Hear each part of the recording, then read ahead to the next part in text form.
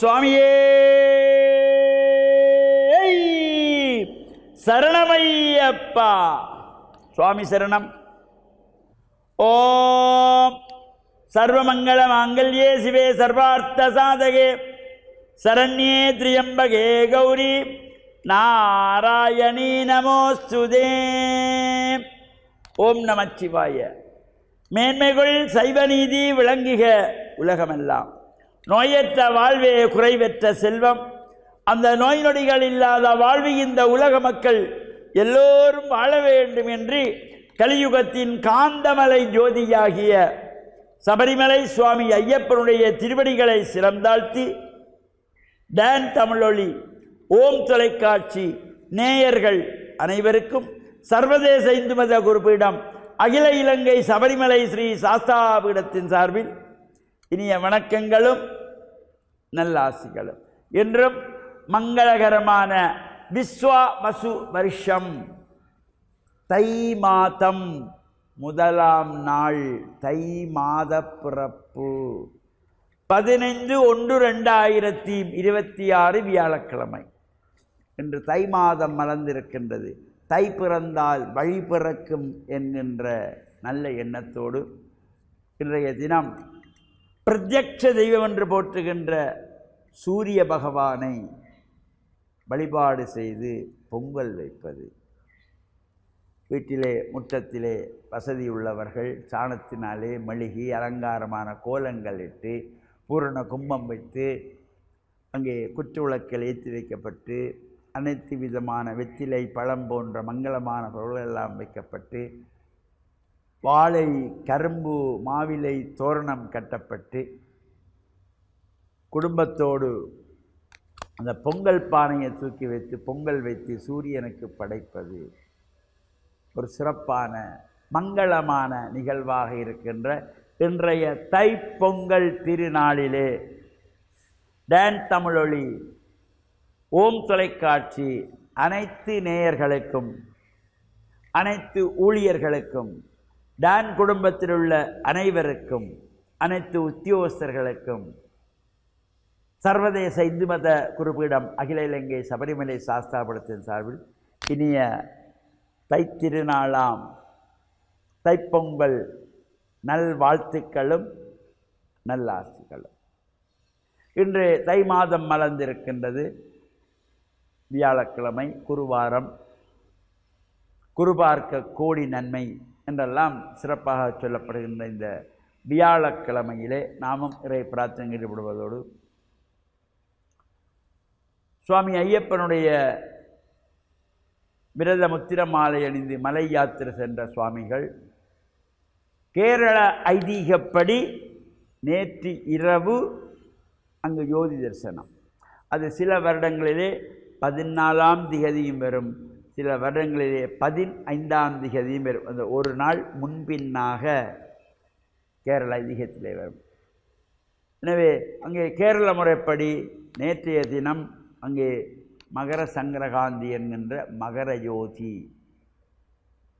அது ஒரு நாள் முன்பின்னாக எப்பொழுதுமே வரக்கூடியது கேரளாவுக்கும் தமிழ்நாட்டுக்கும். தமிழகம் பூரா இந்தியாவிலே தென்னிந்தியாவிலே முழுக்க இன்றைய தினம் இந்த பொங்கல் வழிபாடு பூஜைகள். அதேபோல் இலங்கையிலும் இன்றைய தினம் தை மாத பிறப்பு தைப்பொங்கல் வழிபாடுகள், சிறப்பான பூஜைகள், அபிஷேகங்கள், ஆராதனைகள், ஆலயங்களிலே உற்சவங்கள் எல்லாம் நடைபெறுகின்ற சிறப்போடு கூடியதாக அமைந்திருப்பது. இந்த பூஜை வழிபாடு நாமும் கலந்து தை மாதம் மலர்ந்திருக்கிறது. எல்லோருக்கும் சந்தோஷம். பொங்கலோ பொங்கல், பொங்கலோ பொங்கல் என்று நாம் இறை பிரார்த்தனையில் இருந்து சூரிய பகவானுக்கு பொங்கல் வைத்து படைப்பது. இந்த சூரிய பகவான் அவர் பிரத்யக்ஷ தெய்வம். இந்த உலகம் இயங்குவதற்கு மூல காரணமே சூரியன்தான். சூரியன் உதித்தால்தான் நாம் பணிகளை செய்யலாம். மலர்கள், செடிகள், கொடிகள் மகிழ்ச்சியாக இருக்கும். சூரியன் உதித்தவுடனே தாமரை மலர்கள் மலர்கின்றன. பல்வேறு வகையான மலர்கள் சூரிய உதய ஒளிப்பட்டவுடனே மலர்ந்து விடும். இந்த சூரியன் பிரத்யக்ஷ தெய்வம் என்று போற்றப்படுகின்றவர், உடல் ரீதியான ரோகங்களை நீக்கக்கூடியவர். இந்த அதிகாலையிலே சூரிய நமஸ்காரம் செய்கின்ற பொழுது நமக்கு நரம்பு சம்பந்தமான நோய்கள், எலும்பு சம்பந்தமான நோய்களை விலக்கக்கூடிய சக்தி சூரியனுடைய கதிர்களுக்கு உண்டு. சூரியனுக்கு பொங்கல் வைத்து வழிபாடு செய்து பிரார்த்தனை செய்து உழவர்களையும் நாம் பெருமைப்படுத்துகின்ற வகையிலும் ஆலயங்களிலே சென்று பொங்கல் வைக்கக்கூடியவர்கள் இன்றைய தினம் மாலை வேளையிலே குலதெய்வங்களுக்கு வழிபாடு செய்யலாம். கூடுதலாக பொதுவாக வடக்கு மாகாணத்தை பொறுத்தவரை இந்த வைரவர் ஆலயங்களிலே தைப்பொங்கல் என்று மாலை வேளையிலும் பொங்கல் வைத்துக் கொள்வார்கள், வரிசையாக பொங்கல் வைப்பார்கள்.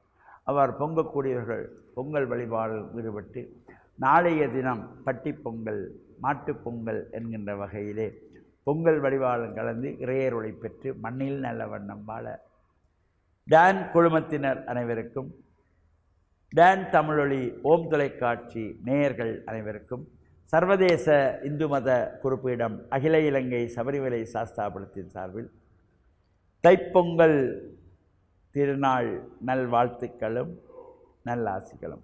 சுவாமியே சரணமையப்பா, சுவாமி சரணம்.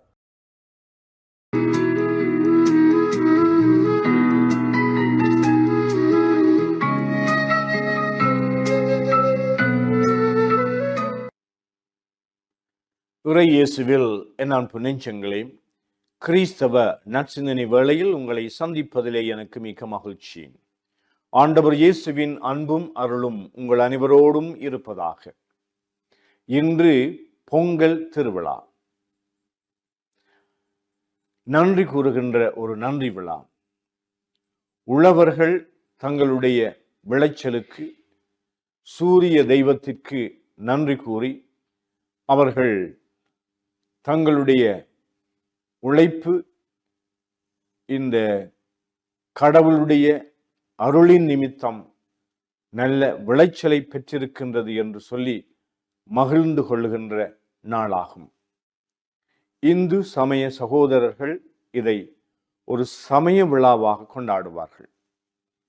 ஆனால் எங்களுடைய பண்பாட்டின் நோக்கிலே இயற்கையினுடைய விளைச்சல் அனைத்திற்கும் ஊற்றும் உறைவிடமுமாக விளங்குகின்ற கடவுள் எங்கள் வாழ்க்கைக்கு தேவையான நன்மைகளை நல்ல விளைச்சல்களாக, நல்ல அறுவடையாக, நல்ல கனி கொடுக்கின்ற வாழ்வாக இறைவன் எங்களுக்கு அருள் கூர்ந்தார் என்பதனாலே எல்லா மக்களும் இவற்றிற்கு நன்றி கூறுகின்ற, கடவுளுக்கு நன்றி கூறுகின்ற ஒரு விழாவாக அனுசரிக்கலாம்.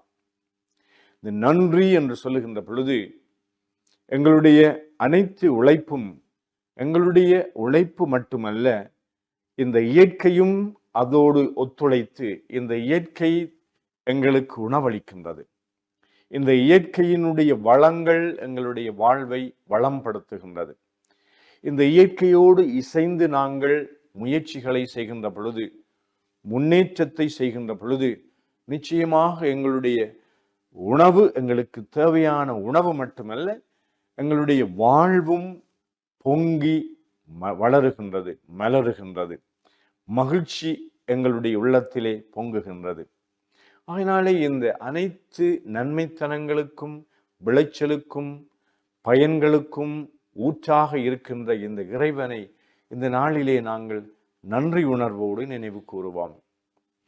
இந்த இறைவனுக்கு செலுத்துகின்ற நன்றி எங்களுடைய உழைப்புக்கு உதவியாக இருக்கின்ற இயற்கை நிலம், ஆடு மாடுகள், எங்களோடு இசைந்து எங்களை உருவாக்கி கொள்ளுகின்ற இந்த இயற்கை அனைத்திற்கும் நாங்கள் இறைவனுக்கு நன்றி கூறுவோம். ஒருவர் மற்றவரை பொங்கல் வாழ்த்துக்களை தெரிவிக்கின்ற பொழுது அவர்களுடைய வாழ்வும் இந்த நாளிலே மலர வேண்டும் என்று சொல்லி நாங்கள் வாழ்த்துவோம். பொதுவாக நாங்கள் ஒருவரை சந்திக்கின்ற பொழுது வாழ்த்துவது வழக்கம். இன்றைய நாளிலே நாங்கள் மற்றவர்களை ஏசி அவர்களை சபிப்பதிலும் பார்க்க, அவர்களுக்கு தவறான கருத்துக்களை, சொற்களை நாங்கள் அவர்களோடு பகிர்ந்து கொள்வதிலும் பார்க்க, அவர்களை வாழ்த்துகின்றவர்களாக, இதயபூர்வமாக அவர்களை வாழ்த்தி அவர்களுடைய வாழ்வு எப்பொழுதுமே இந்த பானையிலே இருந்து பொங்கி எழுவது போல அவருடைய வாழ்வு பொங்கி எழ வேண்டும் என்றும் மகிழ்ச்சியினாலே நிறைவு பெற வேண்டும் என்றும் அவர்களை வாழ்த்தி நிற்போமாக. இறைவனுக்கு நன்றி கூறுவோமாக. ஆமென்.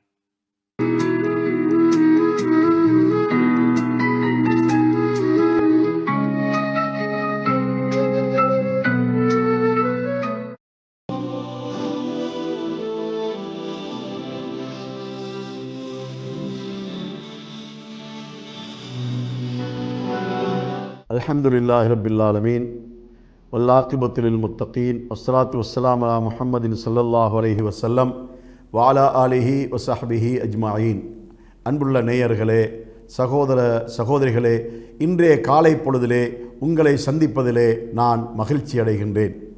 நாம் நமது பெற்றோர்கள் விஷயத்திலே மிக கூடுதல் கவனம் செலுத்தக்கூடியவர்களாக இருக்க வேண்டும்.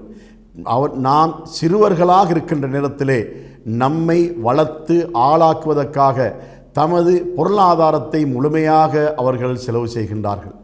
தமது நேரங்களை காலங்களை கூடுதலாக அவர்கள் செலவு செய்கின்றார்கள். இதன் பின்னால் நாம் படித்து பட்டம் பெற்று உயர்ந்த பதவிகளை எல்லாம் அடைந்து கொள்கின்றோம். அந்த நேரத்திலே அவர்கள் நாம் நிலையாக இருக்க வேண்டும் என்பதற்காக நமக்கு வீட்டை நல்ல முறையிலே அமைத்து தருகின்றார்கள். பாதையிலே நாம் செல்லும்போது நமக்கு ஏதும் துன்பங்கள் வராமல் இருக்க வேண்டும் என்பதற்காக நமக்கு அவர்கள் பாதுகாப்பு வழங்குகின்றார்கள். இப்படியெல்லாம் செய்ததுக்கு பின்னால் நாம் ஒரு நல்ல பதவிக்கு வந்து திருமணம் முடித்து பிள்ளைகளையும் பெற்றெடுத்ததற்கு பின்னால் அந்த நமது பெற்றோர்கள் முதிய வயதை அடைந்து விடுகின்றார்கள். முதிய வயதை அடைந்ததற்கு பின்னால் அந்த பெற்றோர்களை நமது வீட்டுக்குள்ளே வைத்து அவர்களுக்கு உபசரிப்பதிலே, அவர்களுக்கு பணிவிடை செய்வதிலே நமக்கு அருவருப்பு ஏற்பட்டு விடுகின்றது. அவர்களுடைய நடவடிக்கைகள் ஒரு சிலது அருவருப்பை ஏற்படுத்தினாலும் கூட நாம் அருவருப்படைய கூடாது. அப்படி ஏற்பட்டு விட்ட உடனே நமது வீட்டுக்கு பிற்காலத்திலே வந்து சேர்ந்த நமது மனைவிமார்கள் எல்லாம் அந்த பெற்றோர்களை வீட்டிலே வைத்திருக்கக்கூடாது என கணவனை வற்புறுத்துகின்றார்கள். அதாவது அந்த மகனை பெற்றெடுத்த பெற்றோர்களை வீட்டுக்குள்ளே வைக்கக்கூடாது என பிற்காலத்திலே அந்த வீட்டிலே வந்து குடியேறிய அந்த மனைவி கணவனை அங்கே வற்புறுத்துகிறாள். இவர்களை கொண்டு போய் முதியோர் இல்லத்திலே விட்டு வாருங்கள், தாயென்றால் பெண்கள் முதியோர் இல்லத்திலே விட்டு வாருங்கள், அதே போல தந்தை என்றால் ஆண்கள் முதியோர் இல்லத்திலே விட்டு வாருங்கள் என்று வற்புறுத்துகின்ற ஒரு நிலைமையை நாம் பார்க்கின்றோம். அதனால் இன்று முதியோர் இல்லம் என்ற ஒரு கலாச்சாரம் ஏற்பட்டிருக்கின்றது. அந்த முதியோர் இல்லத்திலே ஒவ்வொருவரும் கொண்டு போய் போடப்படுகின்றார்கள். அதாவது தனது பிள்ளையுடைய ஒரு உயர்ந்த பதவிக்காக, அவனை டாக்டர் ஆக்குவதற்காக, அவனை ஒரு சட்டத்தரணி ஆக்குவதற்காக, அவனை ஒரு இன்ஜினியர் ஆக்குவதற்காக, இப்படி எத்தனையோ பதவிகளை அவனுக்கு ஏற்படுத்தி கொடுப்பதற்காக லட்சக்கணக்கான கோடிக்கணக்கான ரூபாய்களை உழைக்கக்கூடிய தகுதியுடையவனாக தனது பிள்ளையை ஆக்குவதற்காக கஷ்டப்பட்ட அந்த பெற்றோரை கை நீட்டி உணவு வாங்கி சாப்பிடக்கூடிய முதியோர் இல்லத்திலே கொண்டு போய் சேர்க்கக்கூடிய பிள்ளைகளை நாம் பார்க்கின்றோம். இது அக்கிரமத்திலும் மிகப்பெரிய அக்கிரமமாக இருப்பதை நாம் காணக்கூடியதாக இருந்து கொண்டிருக்கின்றது. அவர்கள் கடைசி வரைக்கும் அவர்கள் முதியவர்களாகிவிட்டால் அவர்களுக்கு பணிவிடை செய்ய வேண்டும். இவன் சிறு பிள்ளையாக இருக்கின்ற போது இவனுடைய மலசலத்தை கழுவி விட்டார்கள், இவனுக்கு உணவு ஊட்டி விட்டார்கள், இவனுக்கு ஆடை அணிவித்து விட்டார்கள். நோய் வந்த போது இவனை தலையிலும் கழுத்திலும் சுமந்து இவனை எடுத்து சென்று மருந்து வாங்கி கொடுத்தார்கள். இப்படியெல்லாம் செய்த இந்த பிள்ளை அந்த தாயும் தந்தையும் எழும்பி நடமாடுகின்ற சக்தியுடையவர்களாக இருக்கின்ற நிலைமையிலும் கூட முதியோர் இல்லத்திலே கொண்டு போய் போடுகின்ற ஒரு நிலைமைகளை நாம் இன்று பார்க்கின்றோம். அதனால் இந்த முதியோர் இல்லம் என்பது நமது பிள்ளைகளுக்கு ஒரு சாபக்கேடு என்பதை நாம் ஒருபோதும் மறந்துவிடக்கூடாது. நம்மை பெற்ற பெற்றோர்களை நம்மோடு வைத்து அவர்களை பராமரிக்கின்ற நல்ல பண்பாடுகளை நமக்கு மத்தியிலே நாம் ஏற்படுத்தி கொள்ள வேண்டும். இந்த முதியோர் இல்லம் என்ற கலாச்சாரத்துக்கு மூடு விழா போட வேண்டும் என்பதை நான் இந்த காலை பொழுதிலே தர்மங்களை சொல்லி உங்களது பிள்ளைகளை, உங்களது பெற்றோர்களை அன்போடு பாருங்கள், இரக்கத்தோடு பாருங்கள், புன்முறுவலோடு பாருங்கள் என்று கூறி முடிக்கிறேன். வாஹிரு தஅவானா அனில் ஹம்துலில்லாஹி ரப்பில் ஆலமீன்.